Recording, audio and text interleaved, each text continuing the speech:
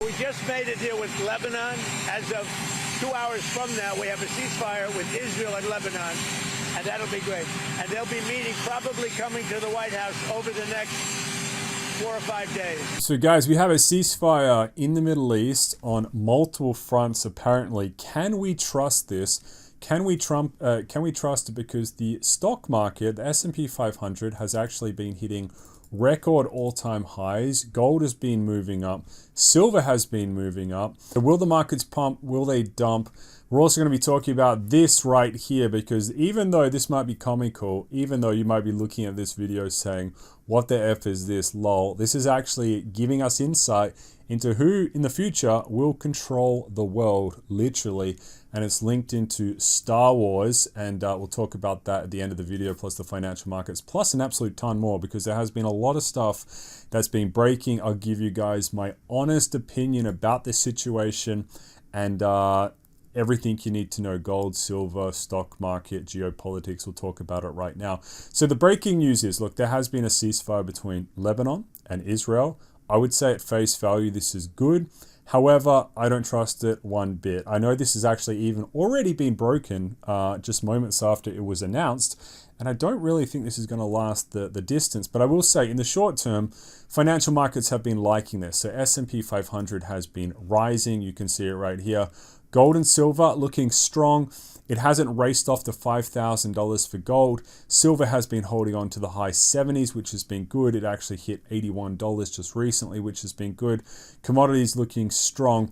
And this is a tense situation we are now in. So we are actually in, a supposed ceasefire, but I actually don't think it is a true ceasefire. And the reason I say that is because on the back end of this, what's been happening is there has been a very strong, I'm going to give President Trump credit here. The blockade appears to be quite successful. Now, this is almost like a chokehold on Iran's economy, and I don't think the Iranians are very happy with this. But the truth be told, the blockade is getting more and more successful. And the other thing it is preventing Iran from doing is it is preventing Iran from, getting weapons and actually resupplying the country. So I wouldn't say at the moment this is actually like a neutral ceasefire between these two warring parties. I think slowly Iran is actually getting choked out with this ceasefire, but we'll see how it goes, because they are getting prevented to some degree from resupplying, and their economy is kind of slowly going down. Whereas the US, if you've actually been looking at the data, there's been non-stop flights of C-17A Globemasters and KC-135 Stratotankers from Europe all the way into the Middle East. So during this so-called ceasefire, the US and its allies are restocking heavily every day. It's not stopping. So I would say during the ceasefire right now, the blockade is being effective. It's almost like a chokehold on Iran, and it is kind of swinging back to some degree into the US's favor. And having said that, you can actually see over here on the Strait of Hormuz, traffic has been, again, it's went to a stand. It's almost went to a crawl. It's very, very low.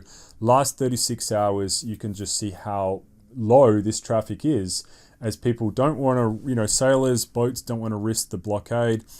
So it is getting choked out slowly, right? So something might give, and I think the understanding you should probably have at the moment is, it's a tense situation. Iran might lose patience with this at some stage, and it might just start firing missiles and drones to break the chokehold, to break the blockade right here. But it does seem to be effective right there. Into some other, comedic news during this conflict. This is racked up over 23.4 million views. We'll play a bit of it. I won't play the whole clip. But this is Pete Hegseth, who seems to be an endless source of comedy during this conflict. And he thinks he's quoting the Bible, but it's actually a fake Bible verse from Pulp Fiction.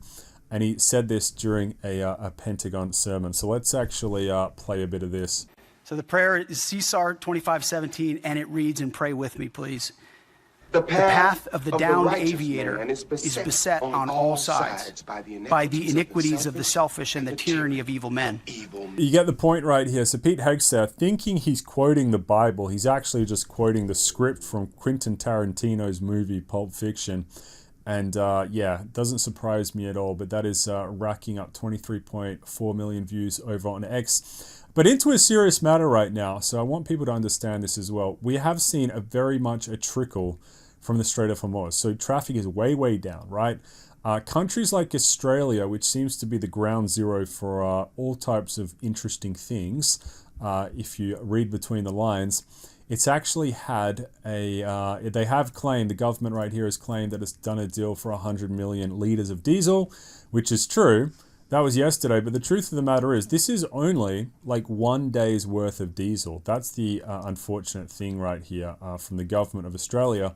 And the other thing that's actually happened in the background is strange news in Australia as refineries are going up in fire. So Geelong's refinery has caught fire, and approximately 10% of Australia's total fuel supply goes through that, and it's 50% of Victoria's fuel supply.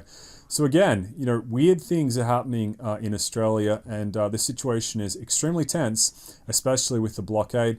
And even into some more, bizarre news, and this is, I'll be honest, this is why Washington, D.C., people call it a swamp. But have a look at this. The House narrowly failed to pass a resolution to end Trump's war with Iran, losing by a single vote, 213 to 214. Only one Democrat, Jarrett Golden, voted with Republicans to allow the war effort to continue. So, I mean, what is the point? Like, this is almost, it's, what's the word, demoralizing? So, people are voting, like, you've got politicians going through with this. They want to continue the war.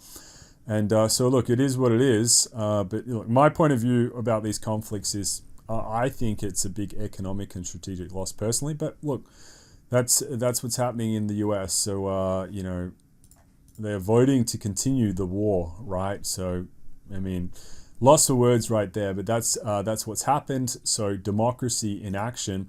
And at the same time, have a look at this. Leaders of Gulf and European countries believe that a peace deal between the US and Iran will take 6 months. And again, this is why people should prepare, right? They are also like sleepwalking into some big things. So have a look at this. Leaders want the Strait of Hormuz opened immediately and a warning in private that a global food crisis may develop if that does not happen by next month. So guys, the ticking time bomb is here. It's still here.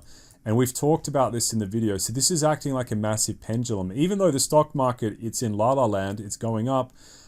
It's a very strange time because I think there is actually a little bit of a disconnect between how the financial markets are reacting to all this and the huge delay in opening up the Strait of Hormuz.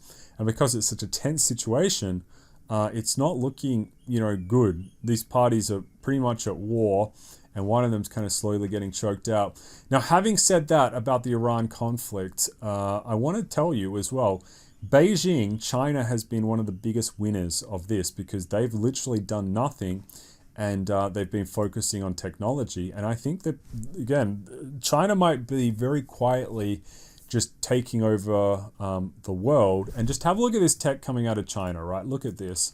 This is like insane stuff. This is a running race of robots. And people might think this is a comedy and it's just like, whatever, robots are running.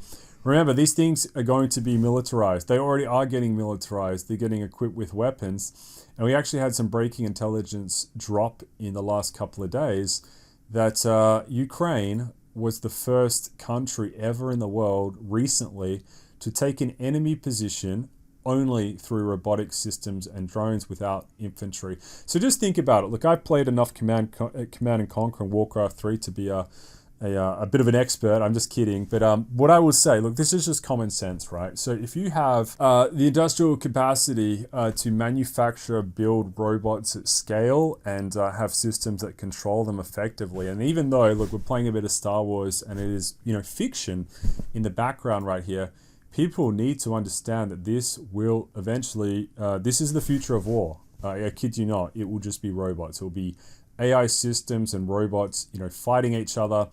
And effectively, if you're a country that can mass produce these, right, on scale, send them off, capture places, and they're that good, and we are seeing evidence that they are becoming that good, it becomes a technological advantage that, many other countries just won't be able to compete with, right? Who else is manufacturing robots at scale like this? Is the US actually doing that? I don't know if they are. Like, they can, obviously, the US can still manufacture robots, but I know Australia's got like nothing. Many other countries out there won't have much. And China is probably quietly assembling a massive fleet, a massive fleet of potential droids that could be used to, in the future, just take over places. And, you know, Ukraine's already done this recently.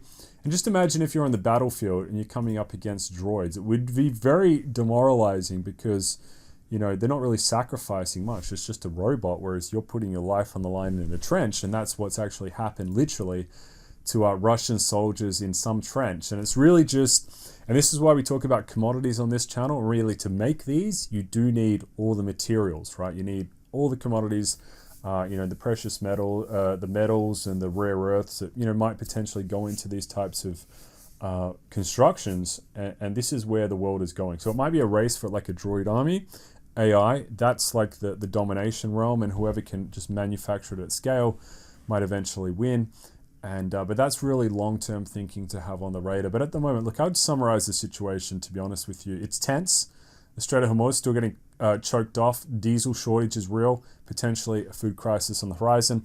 In the background, though, look, gold and silver. I got Star Wars popping up on my screen, but it's been looking good. It's been holding up. I like this. I think people deserve to get rewarded with, you know, their holdings right here.